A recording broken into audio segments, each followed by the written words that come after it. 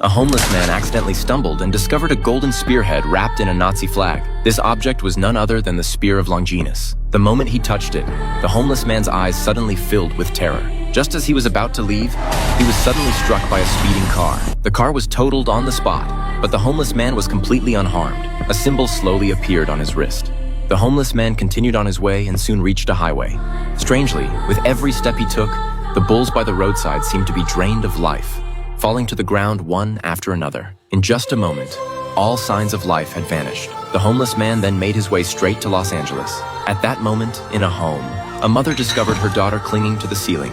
Her face was contorted, and she was uttering strange words. As word spread, an exorcist rushed to the scene, none other than the renowned Constantine. At his arrival, everyone looked terrified, but John was already accustomed to such scenes. He walked straight to the girl's room, carefully placed his cigarette on the table, then yanked open the curtains. Bathed in sunlight, the girl instantly writhed in agony. John then began selecting sacred artifacts. When the shadow of one artifact caused the girl to scream, John instantly realized this was the object that could subdue the demon. He then approached the bed and announced his name. Before the girl could react, he pressed the artifact directly against her forehead. To ensure absolute success, John had everyone fetch a mirror. They held it above their heads, standing directly above the girl, and secured it by pulling down a wire from the wall. He then instructed everyone to keep their eyes closed, warning that he couldn't predict what terrible things might happen otherwise. He covered the girl's eyes and began reciting the incantation. The bearded man, overcome by curiosity, peeked just once, causing his black hair to turn white instantly, as if he had lost decades of his life.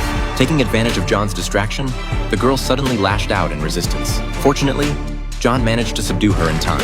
Once the incantation was finished, the demon was sealed inside the mirror.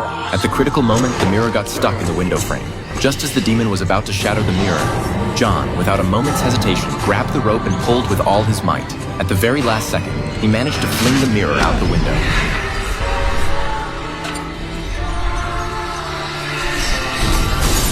As the mirror shattered into pieces, the girl on the bed regained consciousness. Exhausted, John picked up his half-smoked cigarette, but as soon as he stepped out of the room, he saw the image of Longinus' spear drawn by the demon on the wall. Recalling the demon from earlier, John sensed that things weren't as simple as they seemed. So he immediately sought out the medium priest and asked him to keep an eye on both the living and the dead while removing the amulet from his neck. Without the amulet's protection, the priest would be able to hear the demon's whispers, a torment for him. But to help John, he had no choice but to agree.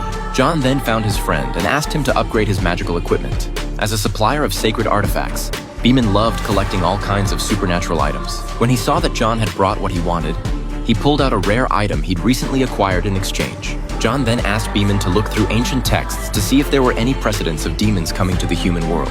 Although demons could possess humans, their true forms could not descend to Earth. This was a rule established by Satan and God. Beeman agreed without hesitation. Before leaving, he gave John a bottle of cough syrup, advising him to fight the demon while also fighting his cancer. It turned out John had been diagnosed with late-stage lung cancer and had only 3 months to live.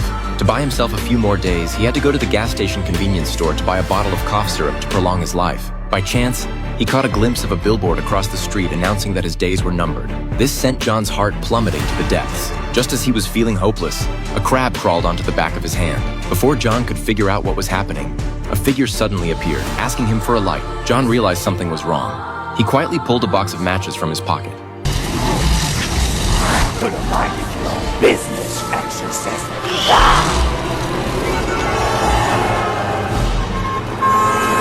Then using his agile footwork, John successfully took down the demon.